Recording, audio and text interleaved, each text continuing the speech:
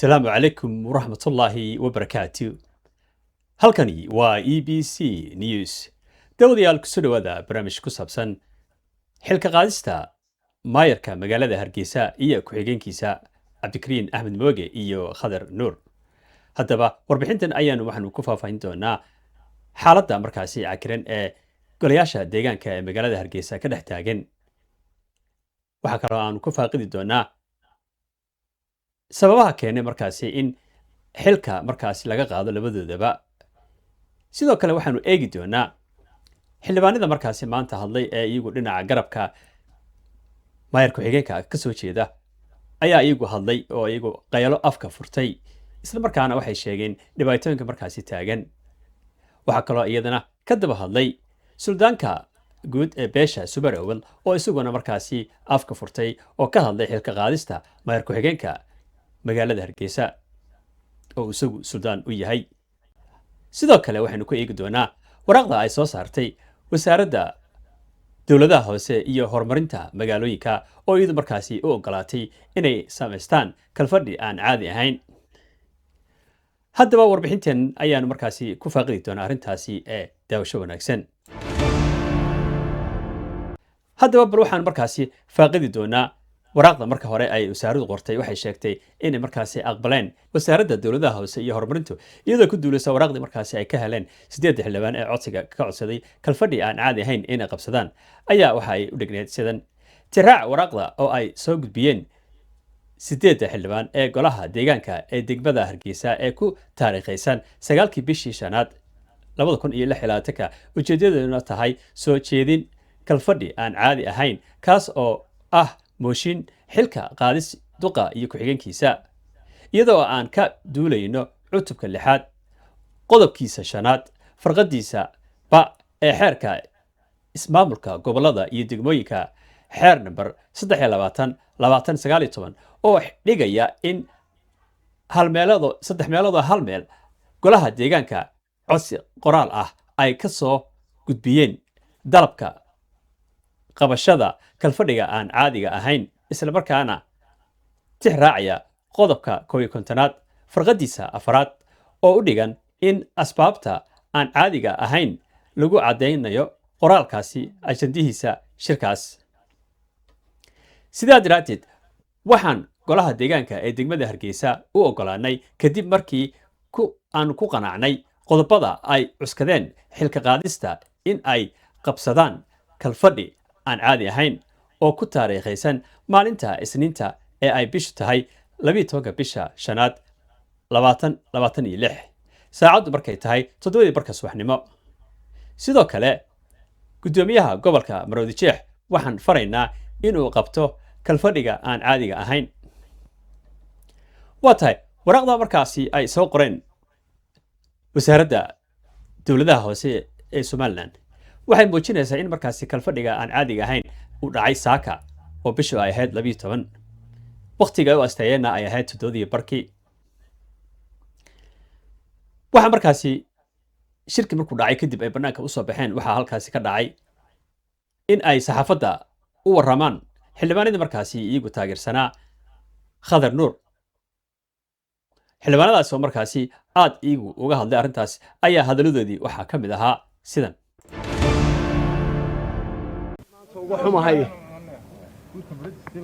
in colaadii aynu iska qaboojinayna bariga iyo galbeedkaba maanta Hargeysa lagu iba furayo. dadka dhibaatadan samaynaya waa dad ka soo horjeeda halgankii tan loo soo galay, waa dad ka soo horjeeda isbedel doonkii iyo wixii aanu ku suntanayn, waa dad ka soo horjeeda ayar socodka dimuqraadiyadeed iyo ictiraafka uu ku mashquulsan yahay madaxweynaha jamhuuriyadda Soomaaliya Cabdiraxmaan Ciro. waa dad doonaya maadaama aynu ku guulaysanay arrimaha dibadda inay arrimaha gudaha wiiqaan. shacabka reer Hargeysa, madaxweynaha qaranka iyo ciddii ay ka gooda hawshan maanta waxay taagan tahay meel lagu qaban karo. wixiise ka dambeeya cid qaban kartaa ma jirto. madaxda qaranka ee wadmadax cabdiraxmaan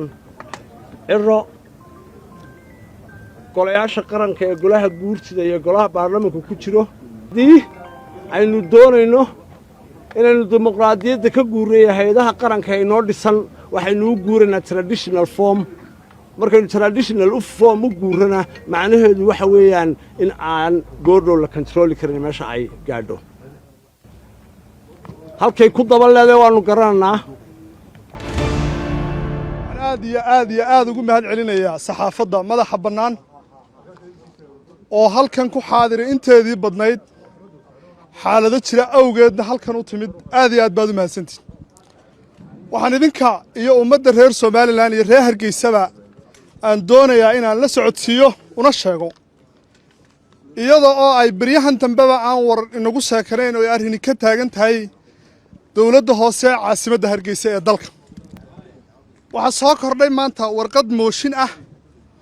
oo uu karwadeen ka yahay oo uu soo qoray ama uu isagu muxuu ahaaye alifay meeyarka magaalada hargeysa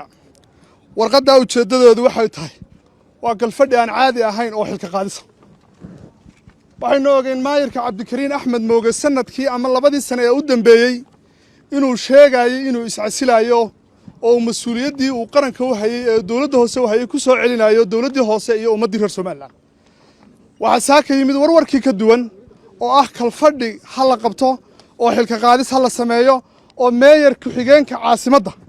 oo ahaa runtii ninka sharciga ah ee ay ahayd mooshinka iscasilaaddiisa inuu qabto in xilka laga qaado isla markaana isagana xilka qaadis lagu sameeyo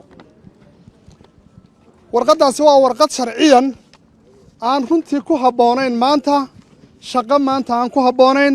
wakhtigan maanta la joogo aan ku habboonayn arrintaa aad iyo aad baan runtii uga xunnahay waxay magaalada hargeysa gelinaysaa dhibaato aan laga soo waaqsan doonin waxay magaalada hargeysa gelinaysaa wax aanaan saacaddan wixii ka dambeeya cid maamuli karaysa annana aanaan maamuli karayn waxaase mas-uuliyaddeeda qaadi doona cidda maanta warqaddaasi fasaxday waxaa mas-uuliyadda qaadi doona wasaaradda dowladaha hoose barasaabka gobolka madaxweyne ku-xigeenka oo kusibaha madaxweynahaabaa qaadi doona wixii maanta hargeysa ka dhaca waxaan dadka u sheegaya reer hargeysa hargeysa waxay u baahan tahay badbaaday u baahan tahay sidoo kale waxaa halkaasi ka hadlay markii arrintaasi dhacday suldaanka guud ee beesha subeer abal suldaan xasan suldaan cabdulaahi oo isaguna markaasi si aad ah uga hadlay arrintan oo aani kuna tilmaamay in ay tahay arrin sharci darraa aanu markaasi wanaagsaneyn isla markaana ay dadka kala qaybinayso oo markaasi buuq iyo iska horimaad ay abuuri karto suldaanka hadalladiisii waxaa ka mid ahaa sidan الصلاة والسلام على أشرف الأنبياء والمرسلين سيدنا ونبينا محمد صلى الله عليه وسلم وقورين بعض الصحافة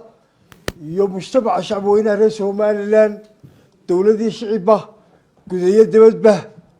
maanta waxaa halka kana ku qabanayaa shirkan jaraa'id oo ku saabsan xaaladda caasimadda hargeysa iyo guud ahaan jamhuuriyadda somalilan marka ugu horeysa waxaan walaalayaal isugu kin yeedhnay bahdiina saxaafadda qadiyadda maanta taagan ee golaha deegaanka caasimadda ayuu shirkan ku tacalluqaa waxaan ka hadlayaa 3 qodob baan ka hadlayaa waa qodobka koobaad maanta waxay nagu soo foolle oo ayaama inooga harsan yihiin maalintii inagu weyneyd ee shacbweynaha reer somalilan ay muujinayeen dareenkooda goon iskutaagooda qarannimadooda waa maalintii 18 May bay nagu soo dhow oo fooday nagu soo haysaa waxa kale oo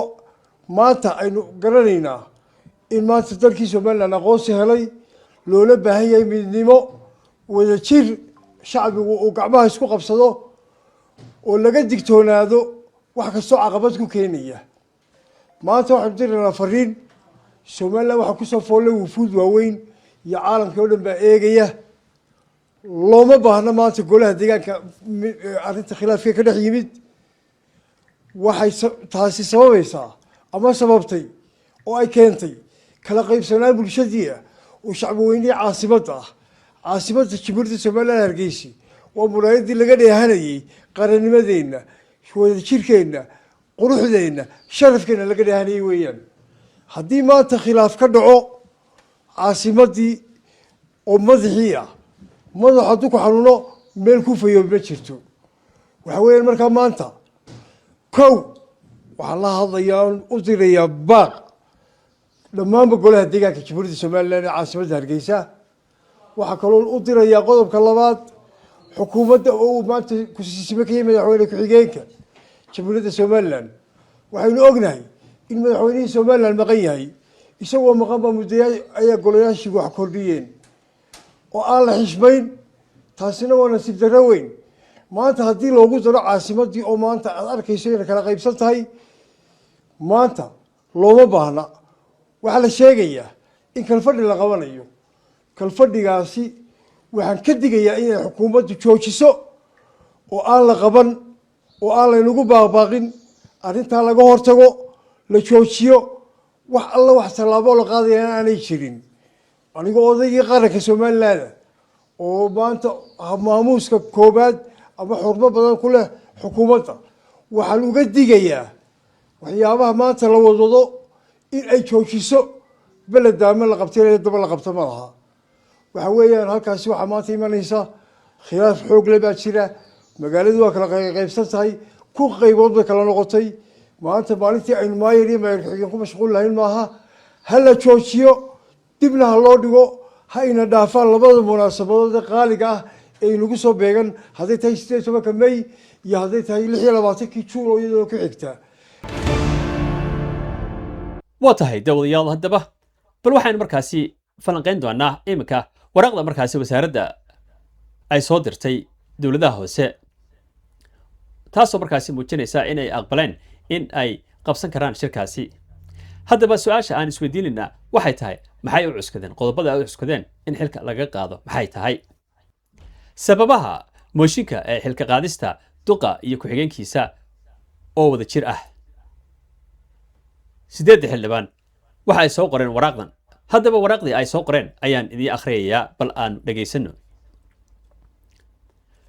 kadib markii aanu si qoto dheer u darisnay xaaladda qalabsan ee ka taagan caasimadda waxaanu mooshinkan u cuskanaynaa asbaabta rasmiga ah ee soo socda markaanu aragnay in duqa iyo ku-xigeenkiisu ay ku guul daraysteen xalinta khilaafaadka iyo buuqa ka dhex taagan magaalada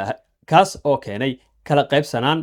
bulsho iyo mid beelaysan oo khatar ku ah nabadgelyada guud ee caasimadda qodobka labaad markaanu aragnay dhacdooyinkii cabsida lahaa ee kicinta ganacsatada iyo bulshada rayidka ah ee ka dhacay suuqa waaheen 3 bishii shanaad iyo suuqa gobonimo 4 bishii shanaad iyadoo hoggaanka sare ee guddida fulintu ay ka gaabiyeen inay xaliyaan isla markaana abuuraan jawi deganaansho taas oo ah ka seexasho waajibaadka golaha iyo istiraatiijiyadda guud ee qaranka qodobka saddexaad markaanu aragnay shirar iyo kulamo ay yeesheen madax dhaqameedyo iyo kooxo beelaysan oo lagaga tashanayay xaaladda iyo khilaafka ka dhex taagan golaha deegaanka kuwaas oo sii xoojinayay walaaca ku saabsan midnimada bulshada iyo wada noolaanshaha caasimadda taas oo markhaati u ah in hoggaanku ku kacay kooxaysi iyo qabyaalad dhalisay dareen nabadgelyo darro ah qodobka afraad markaanu aragnay diyaar garowga munaasabadda xuska 35 guurada maalinta qarannimada jamhuuriyadda somalilan ee 18 May oo u baahan taxadir xagga amniga ah markaanu aragnay in duqa iyo ku-xigeenka degmadu ku guuldaraysteen xalinta mushkiladda in ay abuuraan xaalad deganaansho oo lagu soo dabaalo magaalada qodobka lixaad markaanu isla fahanay saamaynta taban ee arrinkani ku yeelan karo dakhliga iyo habsami u socodka howlaha dowladda hoose markaanu darisnay kana tashanay xaaladda adag ee ka taagan magaalada hargeysa iyo cawaaqibka ka dhalan kara oo saameyn ku yeelan kara nabadgelyada iyo xasiloonida bulshada ku dhaqan caasimadda markaanu isla qaadanay in ay adag tahay in magaaladu xaaladan ku sii jiri karto ilaa dhammaadka bisha bilowga ah markaanu ka doodnay siyaabaha waxa looga qaban karo laguna maarayn karo xaaladahan adag ee ka taagan magaalada waa tahay waraaqda haddaba ay u qoreen wasaaradda dowladaha hoose waxay ka koobnayd 9 qodob ay u adeegsadeen in markaasi ay kaga qaadaan xilka haddaba inagoo markaasi dib u raacayna wax qodobada ay sheegeen waxaa markaasi meesha ka muuqata in mashruucani uu isku soo dabartay oo uu soo habeeyey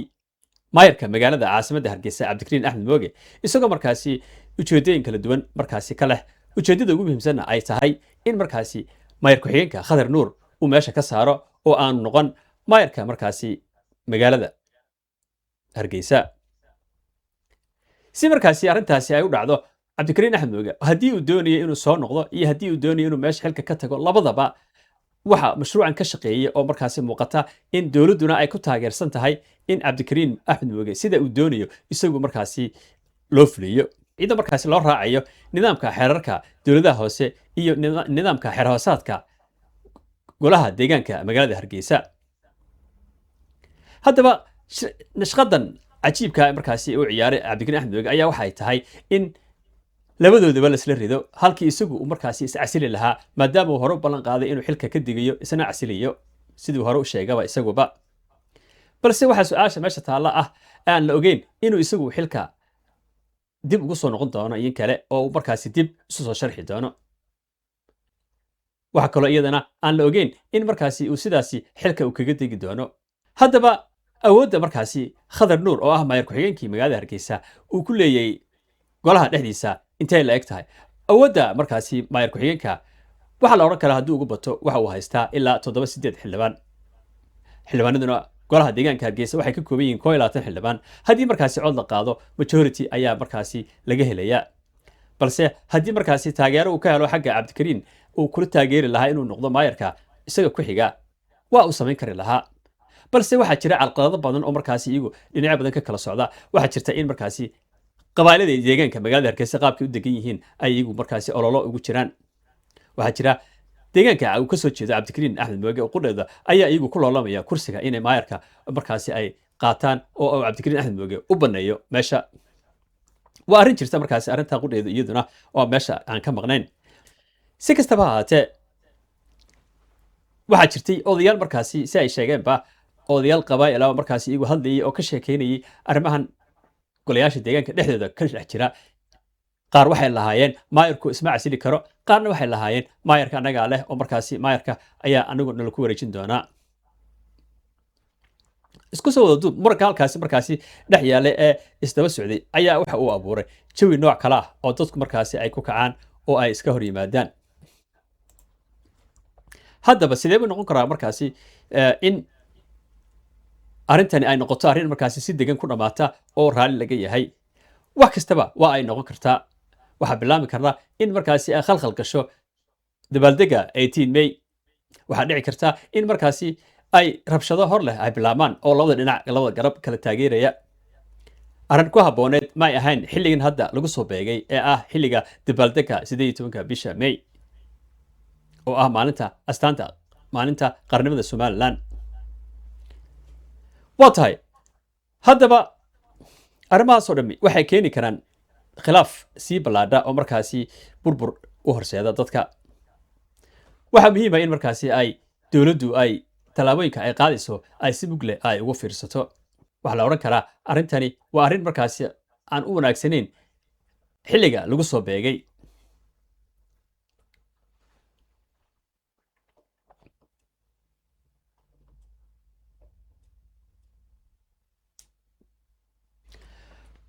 haddaba golayaasha deegaanka iyagu waxay markaasi xaq u leeyihiin inay istoortaan kalfadhi aan caadi ahayna ay qabsadaan xilliga ay doonaan haddii ay xilka ka qaadayaan maayarka iyo ku-xigeenkiisa waa wax markaasi u yaalla sharci ahaan ay loo ogol yahay sharciguna uu u dhigayo balse wixii haddii la geliyo siyaasad iyo nidaam qalabsan oo qaab qabeeladaysan waxaa dhici karta in markaasi ay timaado iska horimaad xooggan u yimaado iyo in dadka markaasi dib markaasi ay isku kacaan oo dadku ay colaad iyo ay timaado cunfi dhexdooda bulshada dhexdeeda abuura arrintan ayaa arrin muhiim ah oo u baahan in si miisaan leh oo mug leh looga shaqeeyo marka la eego dhinaca dowladda haddaba madaxweynaha jamhuuriyadda somalilan cabdiraxmaan maxamed cabdulaahi ciro oo arrintan isagu wax ka qaban lahaa haddii uu joogo ayaa isagu goobta ka maqan balse waxaa hadda gacanta ku haya oo arrintan fuliyaba waa tiimka hadda meesha ku haray ee uu hogaaminayo madaxweyne ku-xigeenka maxamed aw cali habeen dhabeed shirkii ay ka qayb galeen ee ahaa taakulaynta waxa uu madaxweynuhu xusay in cabdikariin axmed mooge uu ammaan halkaasi uu soo dhigay waa sax cabdikariin axmed mooge wax waa uu qabtay lama diidana balse waxaa laga hadlayaa kaalinta markaasi dowladdu ay ku leedahay iyo halka looga baahan yahay in dowladdu wanaag ay ka muujiso iyo wax dhis iyo dibdhis iyo isku celin dad iyo isku hayn ayaa meesha ka maqan waa tahay dawadayaal wixii ka soo kordhaa arrintaasi dowladaha hoose dib ayaanu idinka soo sheegi doonaa السلام عليكم ورحمة الله وبركاته